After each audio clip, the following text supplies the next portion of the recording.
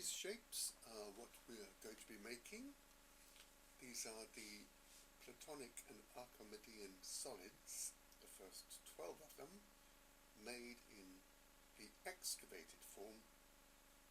What does that mean? It means that instead of looking at it from the outside, we're looking at the inner structure of the cube, and the cube is made of, or may be made from, 6 pyramids. So you can see you have a pyramid in there. Now if you make the pyramid bigger, or strictly enlarge it to infinity, you can see that the cube divides the whole of space, Euclidean space, into 6 huge infinite pyramids, one upwards, downwards, north, south, east and west. You have the 6 directions there. So this is the first of the Platonic solids presented in this form. It's called the tetrahedron, very well known shape. Extremely turns up in chemistry. Then you have the cube, then the octahedron, which divides the whole of space into 8. Then you have the dodecahedron, which divides the whole of space into 12.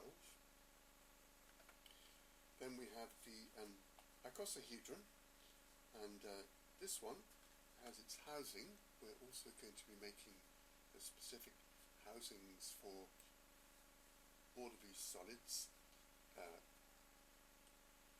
The housing is what we normally think of when we think of say, a cube. We think of the outside or the surface shape. But here's the icosahedron.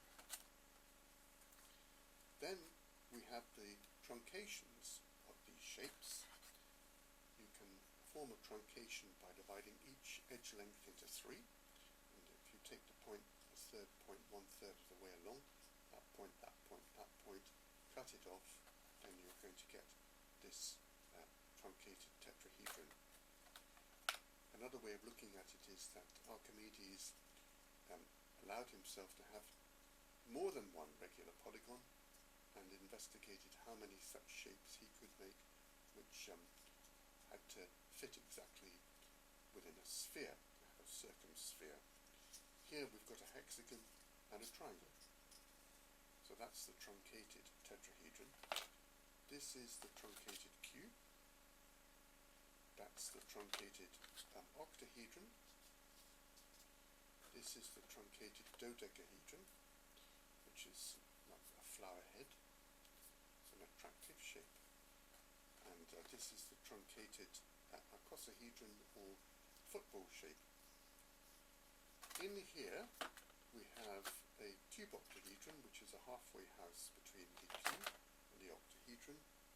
And in here we're going to have the icosahedron, the icosydodecahedron, and we'll come back to that later.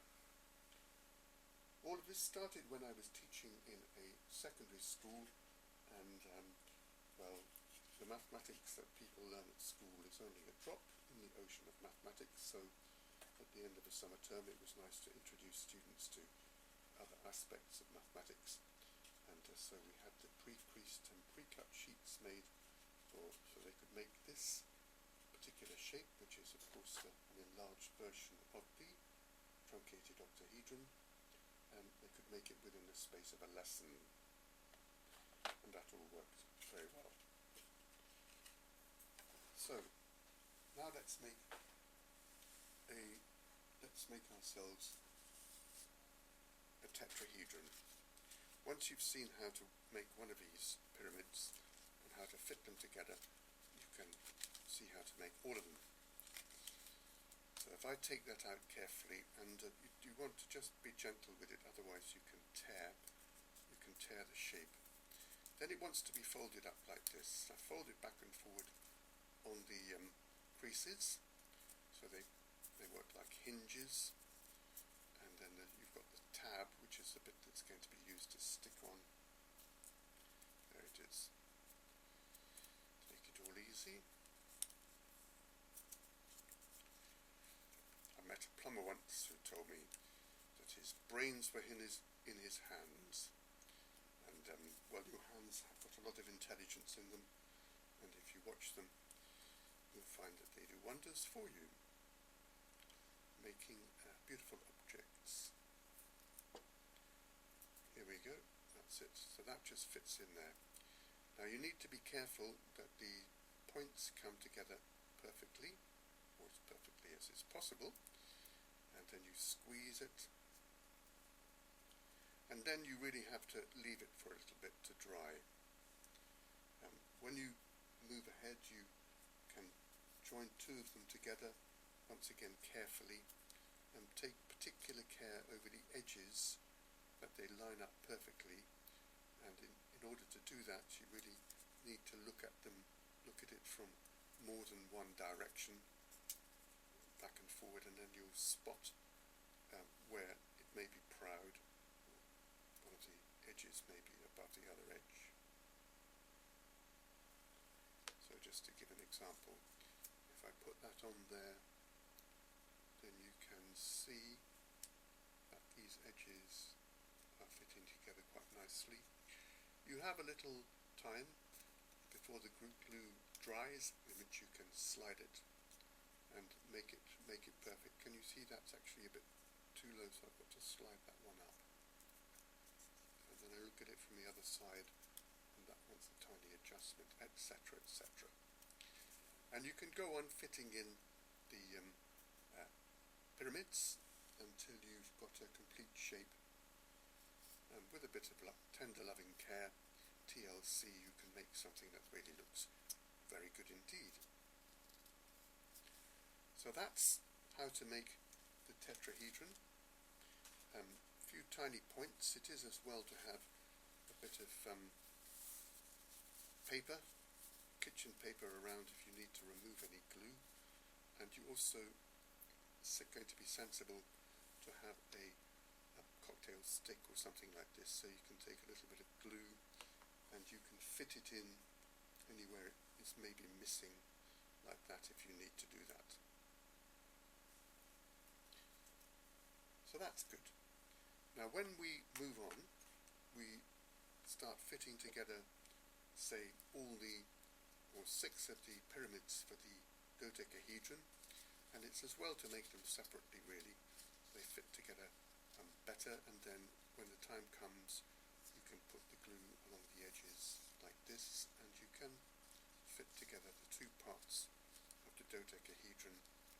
And once again, with a little bit of care and attention, you can make yourself a nice excavated dodecahedron.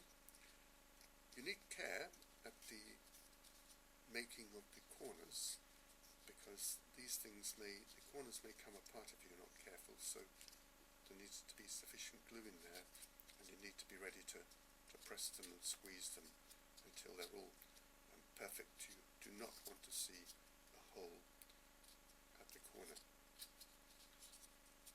That's good. Well, now let's have a look at that missing shape, the icosahedron. This one in particular has a mirror plane in the middle, so if I put a mirror here, then you'd see the other side, which is not quite complete yet. The octahedron has got a mirror plane, and so is the cube octahedron, if I'm not mistaken. Anyway, I'm now going to put in the missing pyramids, which are appropriate for this particular shape. And all of these, the angle at the center is, if you look at it from here inwards, all those triangles that you can see, whether in the blue or the yellow pyramid, they're all congruent, and they all have the same angle at the center, of course, otherwise it wouldn't fit. And each of these triangles for these 12 shapes have got their own proportions. The triangles have their own proportions, which I have worked out. Sometimes they're very interesting. For instance, with this shape, at that triangle in there, the central triangle, if you can see it, central angle of that triangle I mean, then that turns out, that angle in there you can see turns out to be the central angle of the sharpest angle of a 3, 4, 5 triangle.